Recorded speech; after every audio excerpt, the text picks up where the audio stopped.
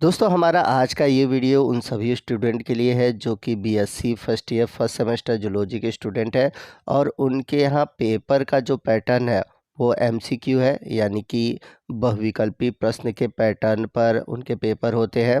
तो आज के इस वीडियो में मैं ऐसे 30 मोस्ट इम्पॉर्टेंट एमसीक्यू लेकर आया हूँ जो कि प्रीवियस ईयर एग्ज़ाम में पूछे गए हैं और आपके आने वाले एग्ज़ाम के लिए इम्पॉर्टेंट है। तो वीडियो की शुरुआत करते हैं। आइए चलते हैं पहले क्वेश्चन की ओर। पहला क्वेश्चन है, cell theory is given by, यानी कि कोशिका सिद्धांत किसके द्वारा दिया गया था। तो बहुत सिंपल सा क्वेश्चन है। हम सभी जानते हैं कि कोशिका सिद्धांत को देने वाले वैज्ञानिक थे स्लाइडेन और स्वान। तो आपका राइट ऑप्शन है ऑप्शन ए।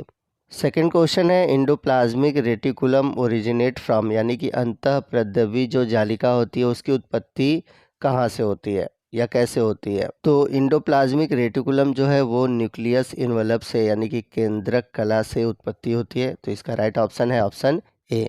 क्वेश्चन नंबर थर्ड है, सिस्टर क्रोमेटिड्स, यानी कि सिस्टर क्रोमेटिड्स का फॉर्मेशन कब होता है। तो अगर हम सभी ऑप्शन देखें तो पहला ऑप्शन है जब डीएनए का द्विगुणन होता है, यानी कि डीएनए का जब द्विगुणन होता है तब भी सिस्टर क्रोमेटिड्स बनते हैं। फिर माइटोसिस होता है तब भी बनते हैं।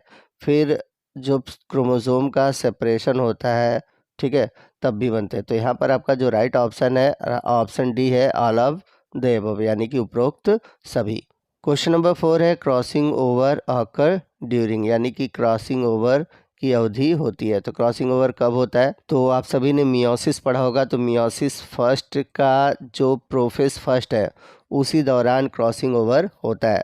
यहाँ पर आपसे क्वेश्चन ये है कि प्रोफेस फर्स्ट का कौन सा स्टेज है जब क्रॉसिंग ओवर होता है। इसका आंसर आप हमें कमेंट करके बताएंगे। तो ज़रूर कमेंट करके बताइएगा क्योंकि ये भी क्वेश्चन पूछा जाता है।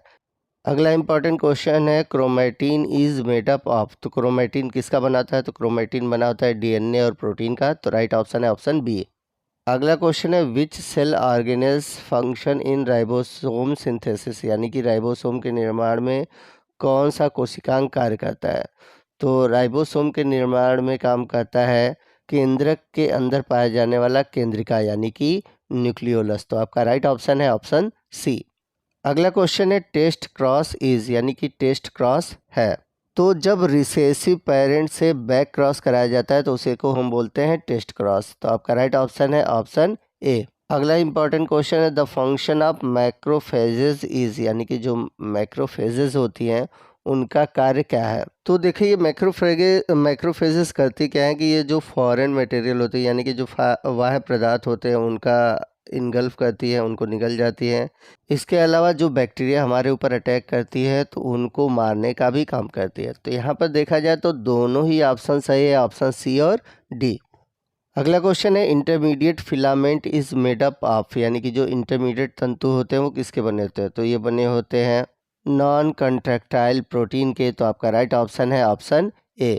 अगला क्वेश्चन है, which of the following is not directly involve in protein synthesis, यानी कि इनमें से कौन सा ऐसा कोशिकांग है जो कि प्रोटीन संश्लेषण में सीधे भाग नहीं लेता।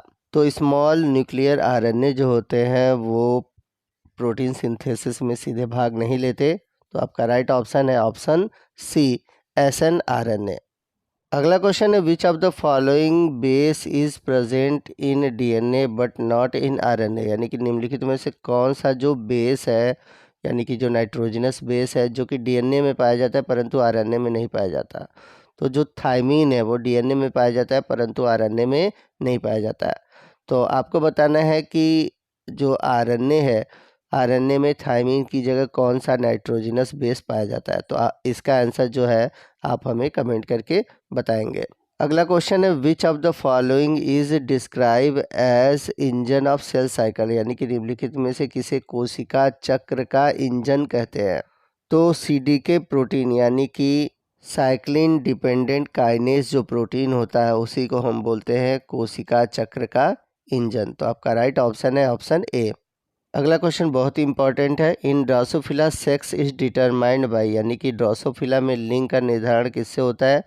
तो इसमें जो लिंग का निर्धारण होता है वो एक्स क्रोमोसोम से होता है, जबकि मनुष्य में देखा जाए तो जनरली वाई क्रोमोसोम से होता है। तो आपका राइट ऑप्शन है ऑप्शन ए। आइए चलते हैं अगले क्वेश्चन की ओर, जो कि बहुत ही इंपॉर्टेंट है। क्वेश्चन है fluid mosaic model was given by. तो जो फ्लूइड मोज़ेक मॉडल है वो दिया गया था सिंगर और निकोलसन के द्वारा।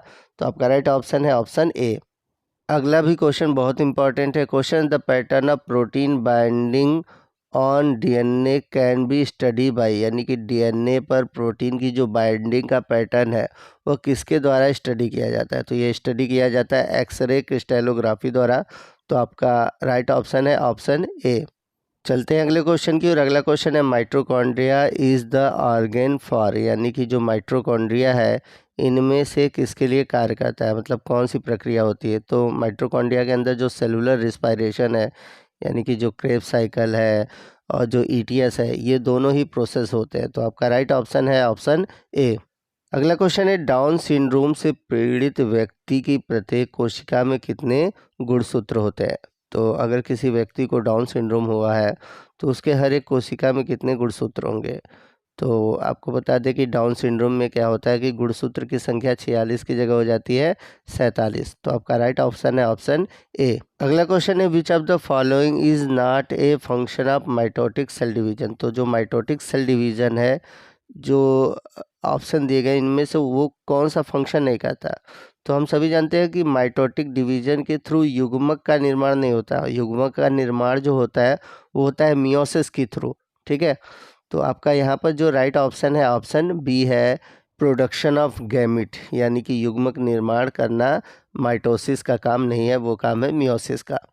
अगला क्वेश्चन है in a cross between two heterozygous capital A small A the F2 generation will be, यानी कि दो विषम युग्मकी हैं ए कैपिटल ए और स्मॉल ए। ठीक है, अगर इन दोनों में क्रॉस किया जाता है तो जो सेकंड पीढ़ी है उसमें कैसी जनरेशन होगी। तो आप सभी ने मेंडल लॉ ज़रूर पढ़ा होगा, और मेंडल लॉ आपने अगर अच्छे से पढ़ा होगा तो इसका आंसर आपको ज़रूर आता होगा। अगर इसका आंसर आपको पता है तो कमेंट करिएगा, अगर नहीं आ रहा है तो आप हमें कमेंट करके बताइएगा कि सर हमें इसका आंसर पता नहीं है इसका, या इस तरह के अगर क्वेश्चन एग्ज़ाम में आते हैं तो उसका आंसर हम कैसे पता करें या कैसे सॉल्यूशन इसका निकालें। तो आप कमेंट करके बताइएगा, मैं इस टॉपिक से रिलेटेड एक अलग से वीडियो बना दूंगा जिसमें कि मैं इस तरह के क्वेश्चन को सॉल्व करने का तरीका आपको बताऊंगा। तो प्लीज़ कमेंट ज़रूर करिएगा, क्योंकि इस तरह के क्वेश्चन एग्ज़ाम में आते हैं।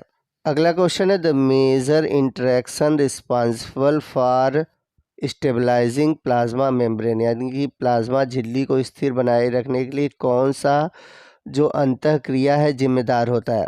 तो आपका राइट ऑप्शन है ऑप्शन ए, हाइड्रोफिलिक इंटरेक्शन। अगला क्वेश्चन है synthesis of ribosome in prokaryotic cell occur in, यानी कि प्रोकैरियोटिक कोशिका में राइबोसोम का संश्लेषण कहाँ होता है। तो जो प्रोकैरियोटिक सेल है हम सभी जानते हैं कि उसमें न्यूक्लियर और न्यूक्लियर मेम्ब्रेन नहीं होता। तो इनमें जो सिंथेसिस होता है वो राइबोसोम का वो होता है साइटोसोल में। अगला क्वेश्चन है what kind of white blood cell defend against parasitic invaders, यानी कि परजीवी घुसपैठ के विरुद्ध कौन सी श्वेत रुधिर कणिकाएं काम करती हैं। तो आपका राइट ऑप्शन है ऑप्शन डी, एसिनोफिल। तो दोस्तों इसी के साथ हमारा आज का ये वीडियो ख़त्म होता है। आपको आज का ये वीडियो कैसा लगा कमेंट करके ज़रूर बताइएगा, और यदि आप चाहते हैं कि मैं किसी और भी टॉपिक पर वीडियो बनाऊं या किसी और चीज़ों पर स्पेशली उस वीडियो बनाऊं, तो आप हमें कमेंट करके बताइएगा, हमें आप सजेस्ट करिएगा। मैं पूरी कोशिश करूंगा कि उस टॉपिक से रिलेटेड वीडियो बनाऊं। तो वीडियो अच्छा लगा होगा तो प्लीज़ वीडियो को लाइक करिएगा, अपने दोस्तों में शेयर कीजिएगा। तो मिलते हैं अगले वीडियो में अगले टॉपिक के साथ, तब तक के लिए जय हिंद, जय भारत।